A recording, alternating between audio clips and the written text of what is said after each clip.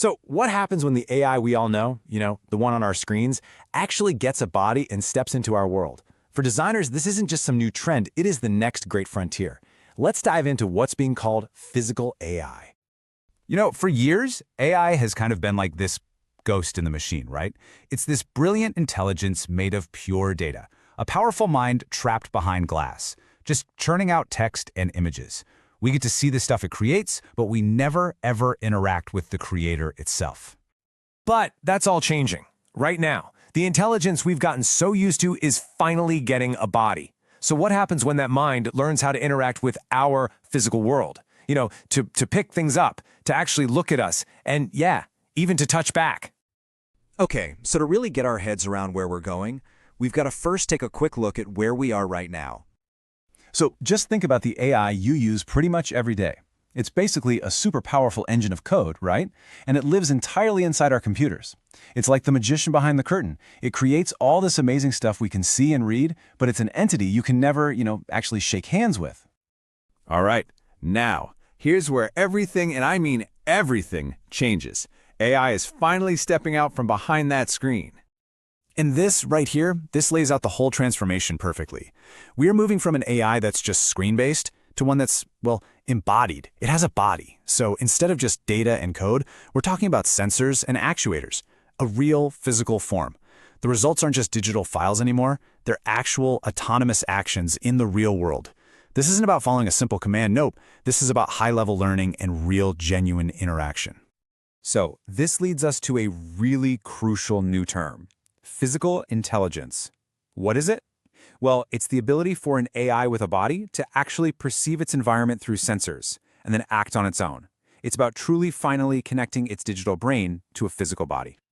Okay, but why a humanoid form? Why make them look like us? Well, honestly, it's just incredibly practical. Think about it. Our entire world is built for humans. Our tools, our chairs, our doorways. A humanoid robot can just slot right into our factories and homes without us needing to redesign everything. It just makes collaboration and physical interaction way, way more seamless. And this huge shift, it presents a whole new universe of challenges and, maybe more importantly, opportunities, especially for designers. For years, so much of design has been focused on the digital, right? On apps, websites, all those screen-based experiences. This change, this is a massive return to the material world. It's bringing the very soul of design back to tangible, physical things you can actually touch and interact with. So this really is the central question for every single designer out there right now. We are moving way beyond pixels on a screen. The second an AI has a physical body, the number of things a designer has to think about, it just explodes. Okay, let's start with the functional stuff. Designers basically have to think like industrial designers all over again. Things like, what materials feel right to the touch? How do you make working alongside a robot feel safe and, natural? And here is the absolute key. The physical design itself, like where you decide to place a sensor or how a joint is able to move, that directly impacts the AI's ability to learn and perform. Oh, and of course, these things need power. So suddenly energy efficiency becomes a critical part of the design. But it goes so much deeper than just function. There's a quote from the source material that just nails it. The face of a humanoid robot is not just hardware, it's an interface for emotions. Wow, that's the main way we're going to understand what it's thinking, what its intent is. And that right there, that opens up a whole new design canvas, one that's all about emotion. Think about it. A smile in one culture might not mean the same thing in another.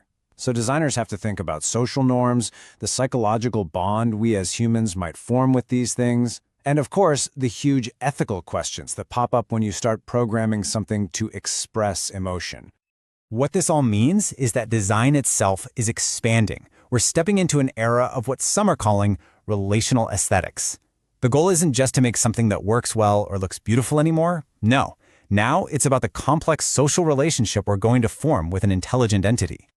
So, what does all this mean for you, for designers? Well, it means your role is about to go through a fundamental transformation. And the trend is, it's crystal clear. While it's true that AI might automate some of the traditional digital design tasks we're used to, the market for designing physical, interactive AI, that is set to absolutely explode. This is where the new opportunities are going to be, for sure. And this brings us to what might be the single most important takeaway for any designer listening right now. Your role is shifting. You are moving from being a creator of static forms to becoming a director of dynamic behaviors. Let me say that again, a director of behaviors. You're not just designing an object anymore. You are literally designing how it acts, how it reacts, and how it relates to us. So the path forward for designers, it's actually pretty clear. First, you've got to embrace this massive shift from digital to physical. Then you need to actively seek out these new roles in interaction and behavioral design. And finally, and this is the exciting part, start imagining the completely new markets this technology will create. Be the one who builds them. And so, we end here. As intelligence finally steps out of our screens and into our world, you have to realize, the most important thing we're going to create isn't the robot itself. No, it's the relationship between them and us. And so the ultimate question for all of us, but especially for designers, is this: what kind of relationship are we going to design?